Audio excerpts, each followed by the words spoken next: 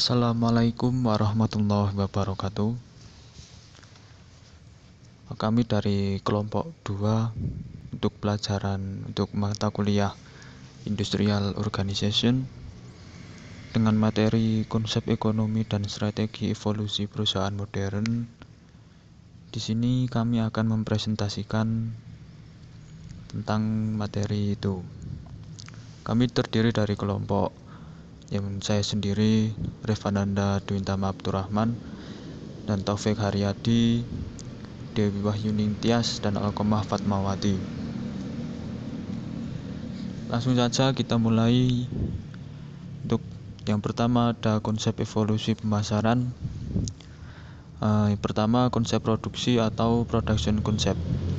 Pada konsep produksi ini merupakan konsep awal dari produsen untuk menguasai pasar. Produsen yang menganut konsep ini akan membuat produksi secara massal, menekan biaya dengan efisiensi tinggi, sehingga harga pokok produksi bisa ditekan dan harga jual lebih rendah dari pesaing. Yang kedua, konsep produk atau produk konsep. Pada konsep ini, perusahaan berusaha menghasilkan produk yang berkualitas atau bermutu, karena mereka beranggapan bahwa konsumen lebih mengutamakan kualitas produk. Yang ketiga, konsep penjualan atau selling concept. Pada konsep ini, perusahaan juga memikirkan bagaimana mempromosikan agar barang tersebut laku atau terjual di pasaran dengan adanya kegiatan promosi secara maksimal.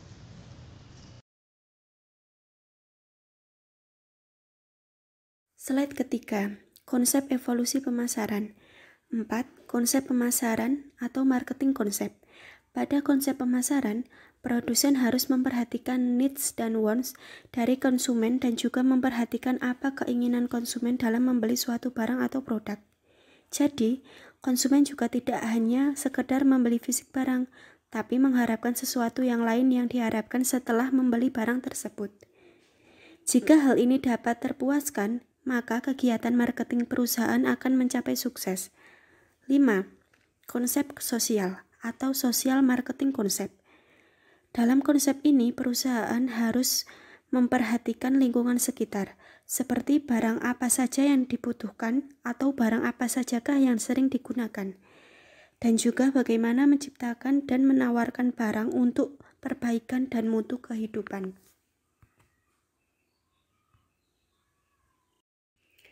Slide keempat, teori evolusi pemasaran, yaitu 1. Promotion with communication for flexible relationship, yaitu kegiatan promosi harus dilakukan secara langsung agar komunikasi berjalan baik untuk hubungan yang fleksibel. 2. Product with customer solution for flexible benefit, yaitu produk harus memenuhi solusi atau permintaan pelanggan untuk keuntungan yang fleksibel. 3. Price meet customer cost for flexible priority and value, yaitu harga harus memenuhi biaya pelanggan untuk prioritas dan nilai yang fleksibel. 4. Place meet customer convenience for flexible user and retailer, yaitu tempat yang disediakan harus nyaman untuk pelanggan dan pengguna ataupun pengecer yang fleksibel.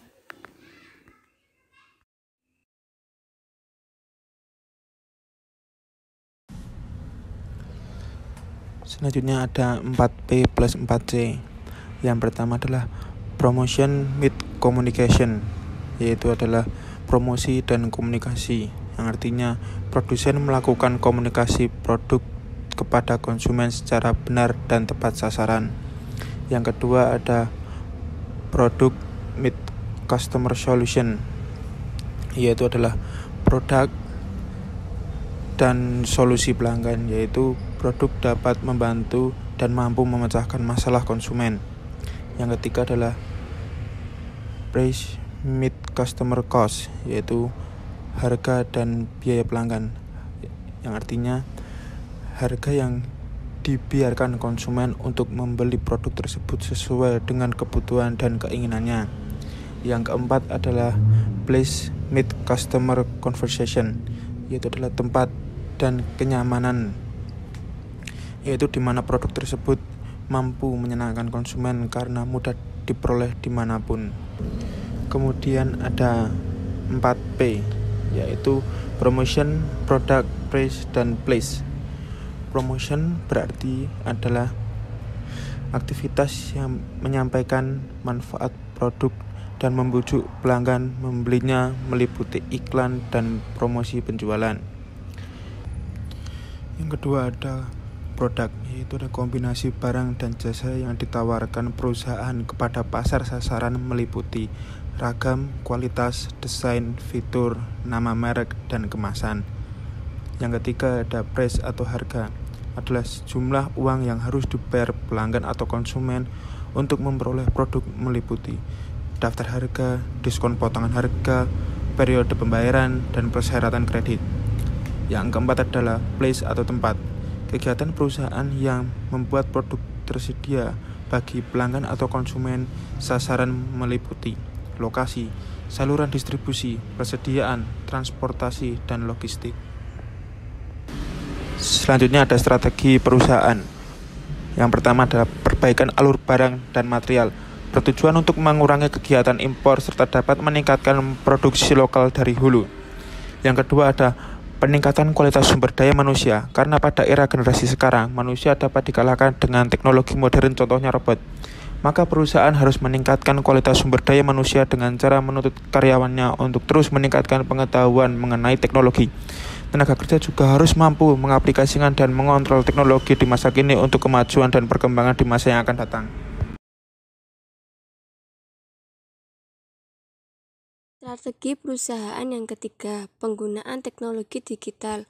Perusahaan dituntut untuk bisa membangun fondasi dengan IT yang cerdas, karena ini sebagai perwujudan dari 3 solusi pintar dalam menghadapi revolusi industri. Yang pertama, smart foundation, smart process, smart connectivity. Strategi perusahaan yang keempat, harmonisasi aturan dan kebijakan. Diperlukan dalam pembuatan dan pengaplikasian aturan dan kebijakan antara karyawan, manajer, dan jabatan, agar terciptanya suatu keharmonisasian dalam aturan dan kebijakan yang ada di perusahaan. Strategi perusahaan yang kelima, menarik minat investor asing. Di era industri yang sekarang ini, perusahaan membutuhkan investor agar perusahaan tetap dapat berjalan, karena investor asing yang terlebih dahulu menjalani revolusi jauh sebelum perusahaan tersebut. Memperluas jaringan bisnis dengan cara menyediakan produksi yang berkualitas serta layanan yang memuaskan agar banyak konsumen yang mengenal produksi tersebut, serta menjadi jalan pembuka perusahaan supaya lebih dikenal secara luas dalam dunia bisnis maupun secara global. Sekian presentasi dari kelompok kami. Wassalamualaikum warahmatullahi wabarakatuh.